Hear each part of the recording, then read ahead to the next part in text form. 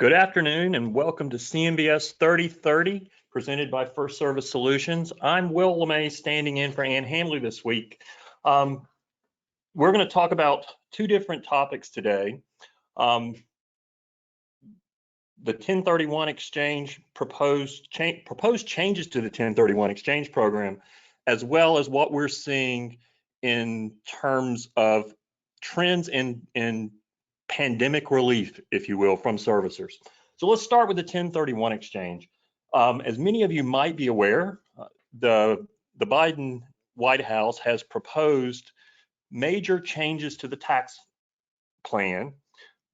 As it relates to 1031 exchanges, there are significant changes that could affect you if you intend to complete a 1031 exchange for this year. Or years forward. Under the current proposal,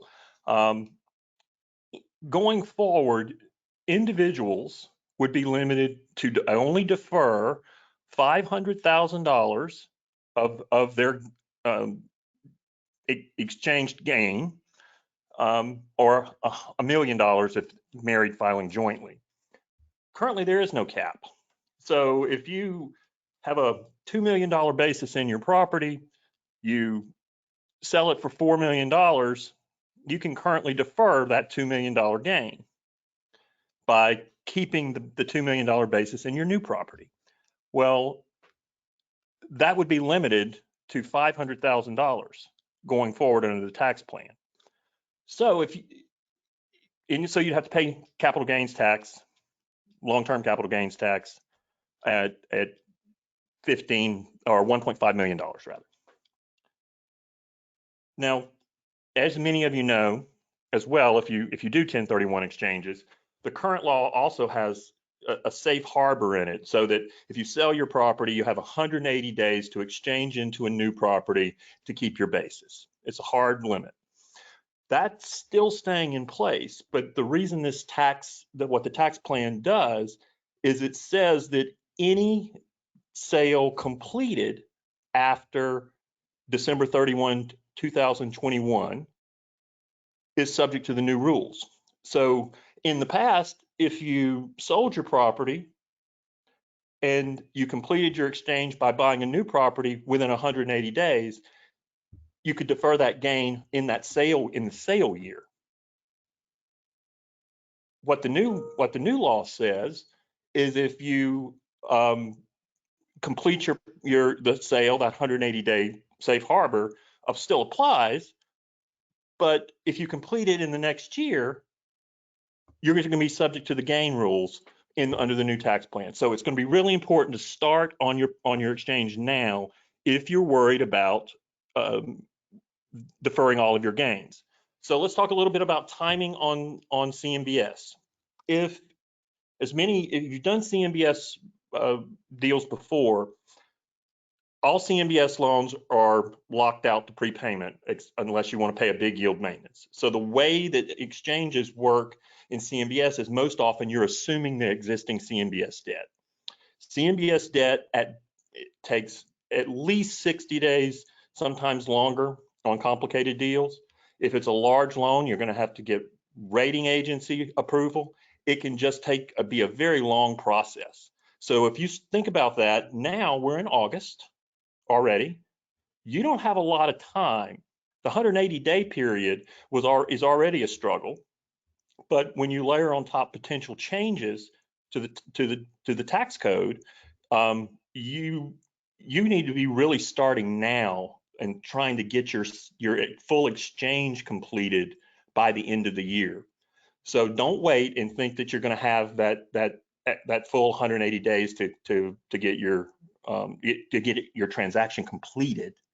You need to go ahead and start thinking about that now. The second topic I want to talk about is pandemic relief and what we're seeing in terms of pandemic relief trends. What we thought was going to happen as positive media coverage about vaccinations and pre-Delta variant, the hospitalizations and deaths falling, was the reaction that we expected is exactly what we're seeing now. That servicers are saying, well, COVID's over. So they've taken that approach. Now that's got a good side and it's got a bad side. Being positive, here's the good news. If your property had, say, long-term issues pre-COVID, or long-term issues have developed during COVID, if it was struggling before COVID, servicers are now really starting to look at long-term solutions. During the COVID, when we were in the height of COVID, we couldn't get anything done long-term. It was a kick the can down the road approach. We will give you some deferral. You can pay it back later. And in fact, that in the early part of COVID, that's the deals we saw. And those types of deals were for really struggling properties were 6 months to 12 months deferral.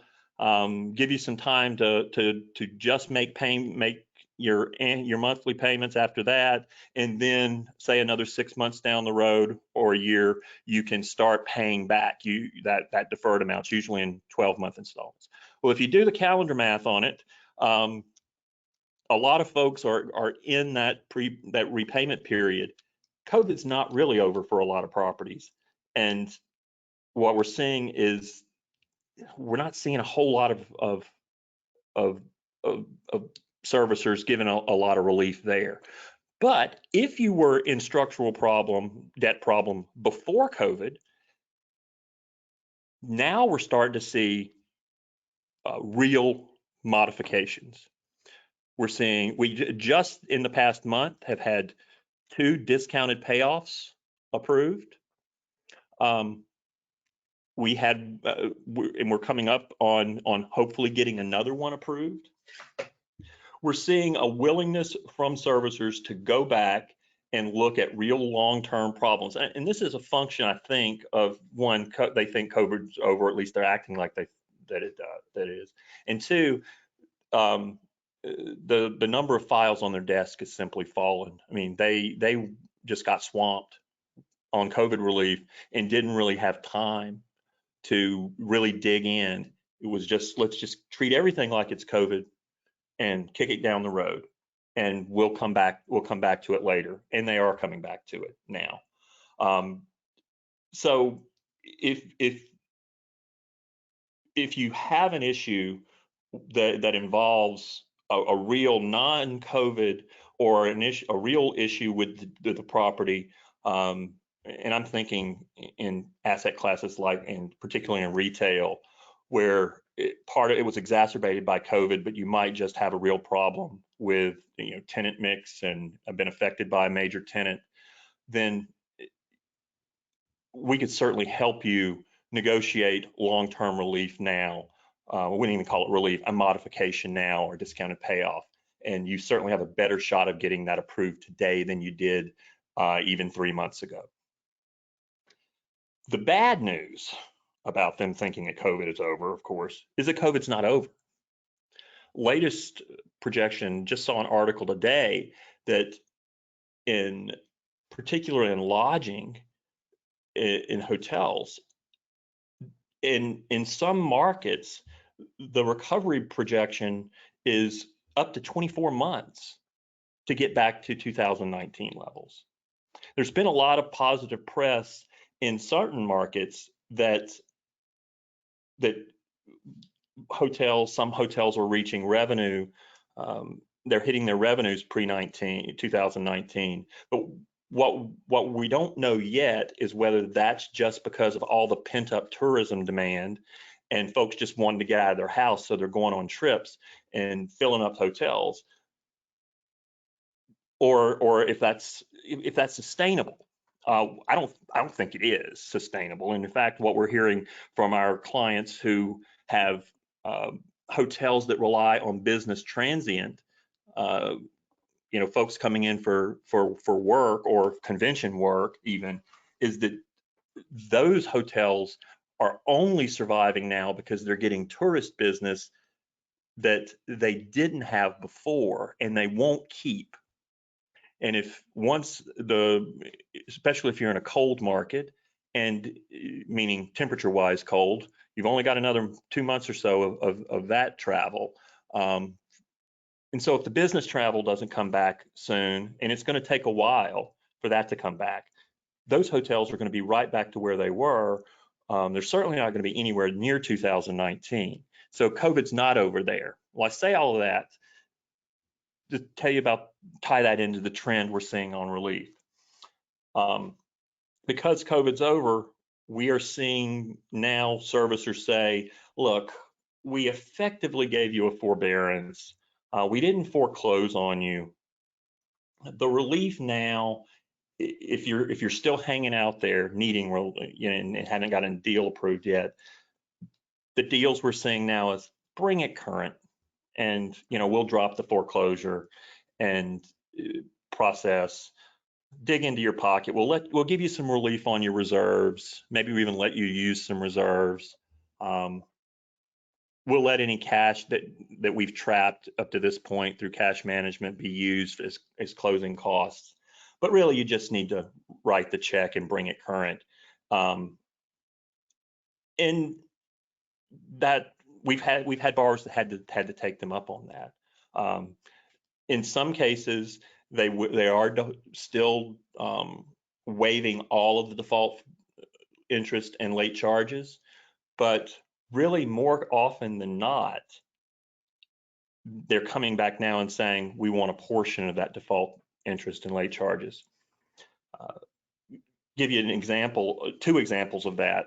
We had just did deals with two student housing projects, and different cities, different borrowers, different servicers.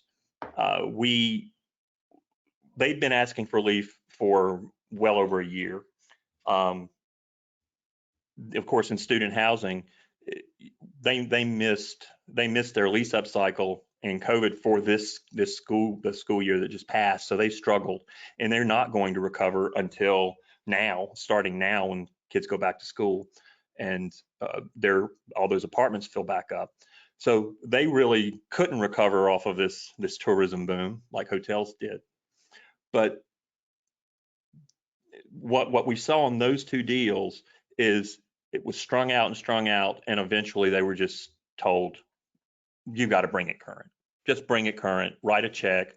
Again, we'll let you use reserves. In one of those cases, we got default interest and late charges completely waived. And another of those, and the other side, about half of it. So it's sort of a mixed bag. So that's what we're seeing with folks who haven't gotten a deal done yet. Okay, what we're seeing really hard is we're having a hard time getting anywhere near the terms on deals that we say got a year ago or 6 months ago. Now let's talk about the next wave, right? And the next wave is all of those deals that got, I would say, substantive relief. There's two types of relief given during the midst of the pandemic. There was we'll give you 3 or 6 months deferred, we'll give you 3 or 6 months to be paid out of your reserves. And then you can pay your reserves back as you go. Okay, that was very common, particularly in retail, some multifamily, things like that. Then there was the real substantive relief, which is 6 to 12 months true deferral, maybe a period of interest only, followed by a time there where you paid just your mortgage, maybe with some reserve waivers, and then you had to start paying your full mortgage and start your repayment, usually over 12 monthly installments. So effectively what that means is if you've got 12 months deferral and 12 months to repay, at some point now or in the near future, you're going to have to start making two mortgage payments. We haven't started seeing those deals come back into special servicing, or we haven't heard the pains start. Now is about the right time where we would expect to see that, particularly in the lodging world, because these properties weren't able to make two payments before that. In 2019, there's certainly no way that those properties are going to sustain with just the property. We don't know how servicers are going to react and to a second bite at the apple, but we will have to address it and approach them. I would say that the advice to be given in this case, as opposed to before, is if you're going to end up in a repayment period and your property doesn't support it, you need to make those payments and not default on them, because if you default on them, lots of bad things happen. For instance, all of those if you got conditional waivers of default interest and late charges and you default on your repayment, all of that default interest and late charges come back. Additionally, the repayment amounts deferred often included a recourse guarantee, so now the guarantor's on the hook for that. So if you don't pay it, then it triggers recourse as to that amount. It's really just a guarantee that you're going to have to pay. So say keep it current, but come to us and let us see if we can't help you get back into the servicer to prove that you need more relief, real substantive relief. But don't wait on that, and don't just stop paying it, because it will cause a lot of pain. Finally, I think, and we'll end on this a little early.